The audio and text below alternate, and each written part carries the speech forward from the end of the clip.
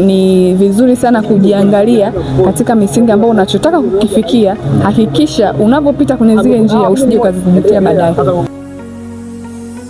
Yani ni kupambania ambacho unachofanya na pia kutokuwa na haraka.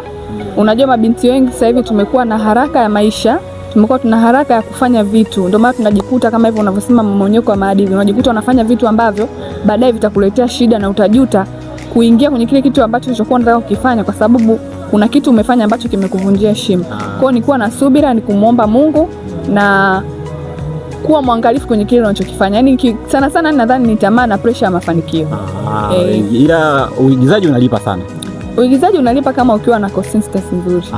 Kuachana na matangazo na nini, yani wenyewe wajiingize kabisa kwenye tasnia. Ukishakuwa unachokifanya kikiwa kizuri, hivyo vitu vinakujaga tu. Yaani ukiwa unafanya kitu kizuri ndio maana unakuta mtu anapewa tuzo, unakuta mtu anapata endorsement. Ni kile unachokifanya, ukikifanya vizuri, vitu vingine vinakuja tu. Nipende kukushukuru sana Juice, nikwambia sana wanachuo wengi hapa wanapenda kutazama Jua Kali. Nipende kukupongeza sana. Ubarikiwe sana. Amina.